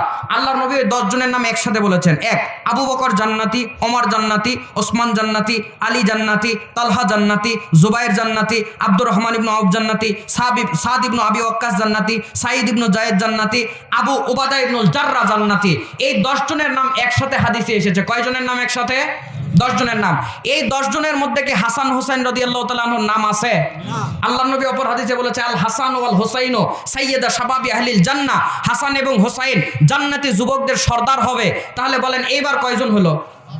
12 জন। আল্লাহর নবী মেরাজ থেকে ফিরে আসলেন, আসার পরে বেলালকে বললেন, বেলাল জান্নাতে জুতার শব্দ তুমি আমার আগে আগে হাঁটো, শুনতে পাই। জোরে বলেন এবার কয়জন? 13 জন। আল্লাহর নবীর এক সাহাবীর নাম সাঈদ ইবনু আল আখরাম। ওই যে ওই সাহাবীটা যে এসে বলছিল, দুল্লানি আলা আমালিন, আপনি আমাকে এমন কিছু আমলের কথা বলে দেন যেটা করে সহজেই জান্নাতে যাব। আল্লাহ নবী বললেন, ঈমান আনার পর শিরিক করবে না, সালাত আদায় করবে, সিয়াম পালন করবে, যাকাত হজ ইত্যাদি বললেন।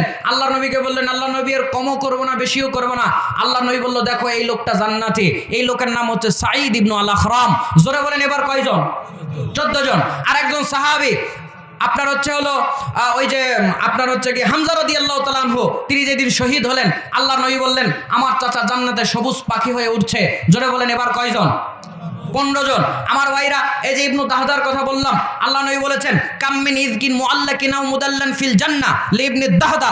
আল্লাহর নবী জানাজা করে তার জানাজা করে বলছেন, ইবনু দাহদার জন্য জান্নাতে খেজুরের ছড়া ঝুলিয়ে আছে। দুনিয়াতে যেরকম তুমি আমার স্ত্রী, মৃত্যুর পরেও তুমি আমার স্ত্রী। এবার বলেন কয়জন? আল্লাহর নবীর স্ত্রী খাদিজা রাদিয়াল্লাহু তাআলা আনহা একদিন হাতে বাটি নিয়ে আসছেন, তরকারি নিয়ে আসছেন, কিছু নিয়ে আসছেন। জিবরিল আমিন আসলেন, বুখারীর হাদিস। এসে বলছেন, আল্লাহ তাকে সালাম দিয়েছে, আমি জিবরিলও তাকে সালাম দিলাম। তাকে বলেন, জান্নাতে আল্লাহ তার জন্য একটি ঘর বানিয়েছে, যেই ঘরে কোনো শোরগোল নাই, শব্দ নাই, তাকে এটা জানিয়ে দেন। জোরে বলেন এবার কয়জন? 18 জন। ফাতেমা রাদিয়াল্লাহু তাআলা আনহার ব্যাপারে আল্লাহ নবী বলছে, মহিলাদের তিনি সর্দারিনী হবেন। তিরমিজিতে সাহাবীদের মর্যাদা অধ্যায় হাদিসগুলো পেয়ে যাবেন। এবার বলেন কয়জন?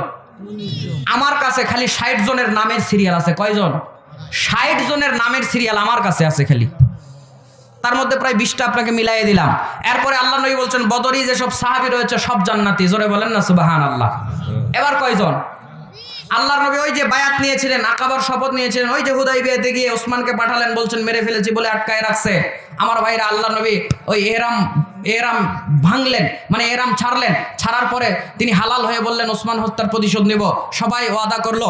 আল্লাহর নবী বলেছেন, যারা যারা আজকে ওয়াদায় শামিল হয়েছে, ইয়াদুল্লাহি ফাওকা আইদিহিম, তোমাদের হাত শুধু এখানে নেই। আল্লাহ বলছেন, তোমাদের হাতের উপরে আল্লাহর হাত রয়েছে।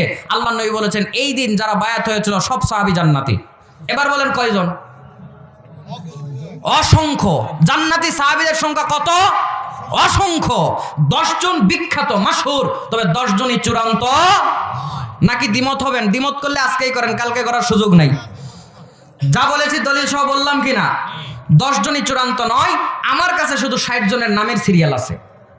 আরো বেশি থাকতে পারে, আমি ছোট মানুষ, আমার গবেষণা অল্প, এজন্য আরো বের হতে পারে। আমি যতটুকু খুঁজছি 60 জনের নাম পাইছি।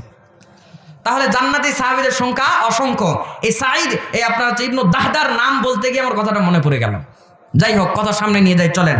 ইবনু দাহদা ওই লোকের পিছনে পিছনে যাচ্ছে, আবু লুবাবার পিছনে পিছনে এসে বলছে, ভাই তুমি যদি আমাকে ওই গাছটা দাও, 600 গাছ বাগান সহ তোমার কাছে বিক্রি করে দেব। জোরে বলেন না সুবহানাল্লাহ। আমার ভাইরা বলছে, ভাই আপনি আমাকে বাগানটা দিয়ে দেন, 600 গাছ সহ এই বাগান, ফোয়ারা, পানির ফোয়ারা, এই বাড়ি সহ আপনাকে দিয়ে দেব। বলছে, দুনিয়ার কোনো মানুষ বিশ্বাস করবে না, আপনি একটা গাছের বিনিময়ে 600টা গাছওয়ালা বাগান দিয়ে দিবেন। বলছে, হ্যাঁ আমি আল্লাহর নবীর সাহাবী, মিথ্যা কথা বলি না। তুমি আমাকে একটা গাছের মালিকানা দিয়ে দাও, এই বাগান আমি তোমাকে দিয়ে দেব। বলছে, যাও, তোমাকে আমি গাছটা দিয়ে দিলাম। সাহাবী বলল, যাও, মালিকানাও তোমাকে দিয়ে দিলাম। আল্লাহর নবীর কাছে এসে বলছে, আল্লাহর নবী, এই যে আমি একটা গাছ ওই লোকের কাছ থেকে কিনে নিয়ে এসেছি, আমি তার কাছে 600 খেজুরের গাছ সহ বাগানটা বিক্রি বিক্রি করে দিয়েছে। আল্লাহর নবী তার দিকে তাকায় সাহাবীদের দিকে লক্ষ্য করে বললেন, শুনে নাও, আজকের পর থেকে ইবনু দাহদার জন্য জান্নাতের মধ্যে আল্লাহ একটা খেজুরের বাগানের ব্যবস্থা করে দিলেন। জোরে কন্যা সুবহানাল্লাহ। আল্লাহর নবী শুধু একবার নয়, বারংবার সব সাহাবীদের মধ্যে কথাটা বারবার বলেন। আমার ভাইরা, ইবনু দাহদা বাড়ির দিকে দৌড় দিয়েছে। বাড়ির দিকে গিয়ে বাগানের এরিয়ার বাইরে থেকে ডাক দিয়ে বলছে, স্ত্রী ঘর থেকে বের হয়ে আসো। স্ত্রী আর বুঝতে পারে না, প্রত্যেকদিন আমার স্বামী ঘরের মধ্যে প্রবেশ করে, আজকে কেন ঘরের মধ্যে প্রবেশ করে না। ডাক দিয়ে বলছে, স্ত্রী বের হয়ে আসো, বাগানটা বিক্রি করে দিয়েছি, সন্তানগুলো নিয়ে বেরিয়ে আসো। আমার ভাইরা, স্ত্রী ঘর থেকে ডাক দিয়ে বলছে, কত দিনার দিরহামের বিনিময়ে, কয়টা বাগানের বিনিময়ে আপনি আমাদের এই বাগানটা বিক্রি করে দিলেন? এত ভালো বাগান মদিনার মধ্যে আর নাই। আল্লাহর নবীর সাহাবী ডাক দিয়ে বলছে, শোনো স্ত্রী, দুনিয়ার কোনো সম্পদ দিনার দিরহাম বাগানের বিনিময়ে নয়, জান্নাতে খেজুরের বাগানের বিনিময়ে আমি আমার বাগানটা বিক্রি করে দিয়েছি। জোরে কন্যা সুবহানাল্লাহ। ভাইজান রে, সাহাবীরা জীবন দিয়েছে, জান দিয়েছে, মাল দিয়েছে, সম্পদ দিয়েছে শুধু জান্নাত পাওয়ার জন্য।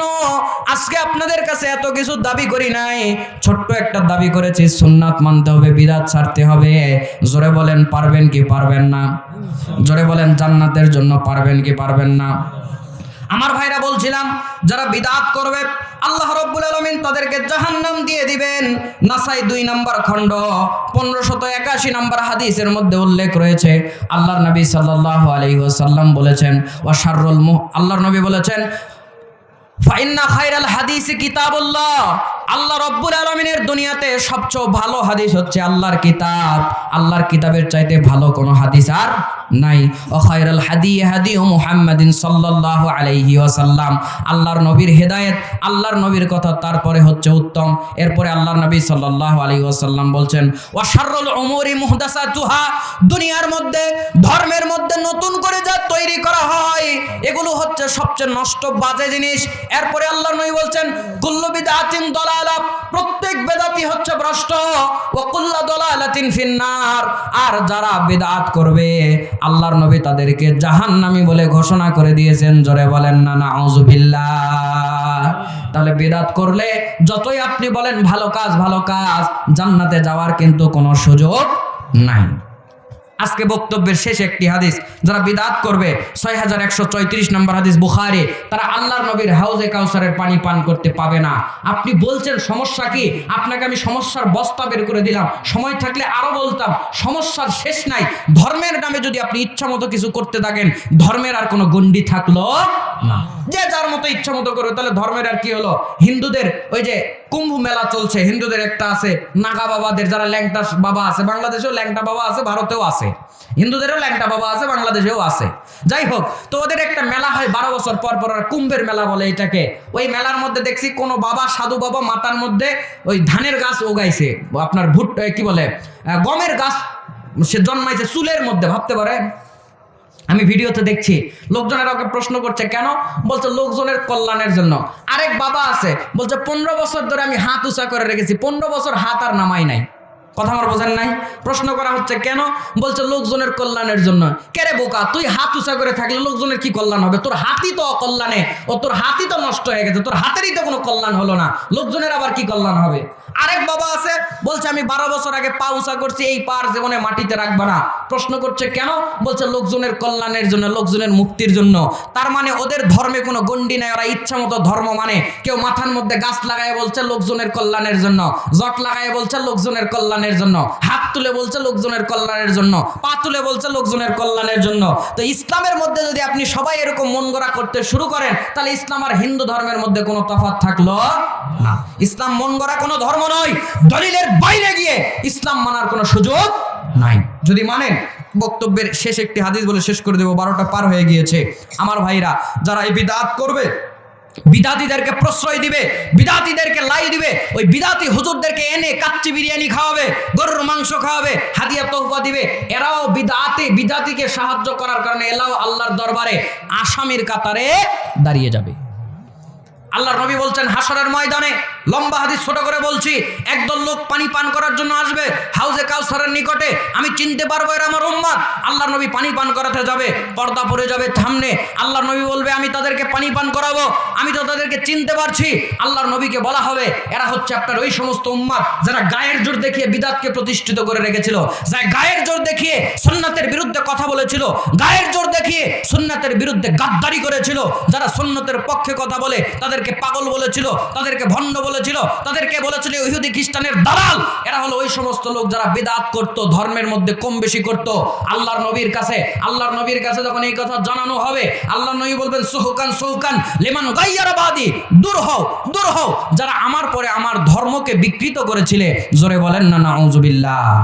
আল্লাহ কোরআনুল কারীমে বলছেন, আজকে বক্তব্যের শেষ আয়াত, ওমাইয়ু শাকিকির রাসূলা মিন বাদিহি মা তাবায়্যানা লাহুল হুদা ওয়া ইয়াত্তাবি গায়রা সাবিলিল মুমিনিনা নুআল্লিহি মা তাওয়াল্লা ওয়া নুসলিহি জাহান্নাম ওয়া সাআত মাসীরা। আল্লাহ বলছেন নিশ্চয় ঈমানদারদের পথ প্রকাশ হয়ে যাওয়ার পর, সাহাবীদের পথ, আল্লাহর পথ, রাসূলের পথ প্রকাশ হয়ে যাওয়ার পর যদি কেউ এমন কোন পথের অনুসরণ করে, নুআল্লিহি মা তাওয়াল্লা, আল্লাহ তাদেরকে ওই দিকেই ফিরায় দেয়, ওয়া নুসলিহি জাহান্নাম, অতঃপর তাদেরকে আল্লাহ জাহান্নামে পৌঁছায় দেয়, ওয়া সাআত মাসীরা, আর জাহান্নাম কত নিকৃষ্ট, জাহান্নাম কত নোংরা, জাহান্নাম কত খারাপ জায়গা। জোরে বলেন না নাউযুবিল্লাহ।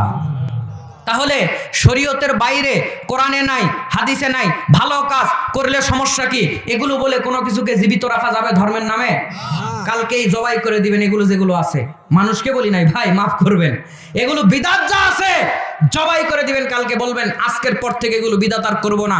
আপনাকে বলবে কি জানেন, আমাদের কবরে তাহলে তোকে আর মাটি দিব না, তোর কবর তুই কোথায় দিবি দে, আমাদের এলাকার কবরস্থানে তোকে কবর দিব না। বলতে পারে, বলবেন আমার কবর তোমরা পুকুরে ভাসিয়ে দিও, নদীতে ভাসিয়ে দিও, কুকুরকে খাওয়াই দিও। আপনার আমল যদি ভালো থাকে আপনাকে কেন কবর দিতে হবে? এমনি আপনি আল্লাহর জান্নাতে চলে যাবেন। আপনাকে কবর দিয়ে আপনাকে জান্নাতে যেতে হবে এরকম কথা আছে? কুকুর আপনার লাশ খেলে কি হবে যদি আপনার আমল ভালো থাকে? আর যদি আপনার আমল ভালো না থাকে, কাবা শরীফের নিচেও যদি আপনাকে কবর দেওয়া হয়, ওখানে আগুন দাও দাও করে জ্বলবে। কথা আমার বোঝেন নাই? সুতরাং এগুলো হুমকি ধমকি ভয় করবেন না। মরার পর আপনার আর কোনো কন্ট্রোল কিছু থাকবে না। আল্লাহ রাব্বুল আলামিনের কাছে আপনার রূহ চলে যাবে। আমার ভাইরা, আপনার কাছে আমার একটাই দাওয়াত ছিল, আমি জানি না আপনাকে কতটুকু বুঝাতে পেরেছি। ধর্মের নামে, শরীয়তের নামে, কোরআন হাদিসে নাই এরকম কোনো কথা কাজ করা যাবে। আল্লাহ আমাদের যাবতীয় বিদআত থেকে, সুন্নাহ পরিপন্থী কাজ থেকে আমাদের বেঁচে থেকে সুন্নাহ মোতাবেক জীবনযাপন করে আল্লাহর জান্নাতে যাওয়ার তৌফিক দান করুক, বলেন আমিন। আমার ভাইরা, আমি আর কথা বাড়াতে চাইবো না, আমি আমার কথা এখানে ইতি করছি। যারা মাহফিলের আয়োজন করেছেন, টাকা দিয়েছেন, বুদ্ধি দিয়েছেন, পরামর্শ দিয়েছেন, আল্লাহ সবাইকে কবুল করে নেক। এবং আমি আরও দোয়া করছি ভাই, আমার এলেম কালাম কিছু নাই, ওই যে কথায় আছে ফাঁকা কলসি বাজি বেশি, আমি আসলে ফাঁকা কলসি, এই জন্য বাজি বেশি। তবে আল্লাহর কাছে একটু দোয়া করবেন, আল্লাহ যেন ইলমে আমলে একটু ভরা কলসি হওয়ার তৌফিক দান করে।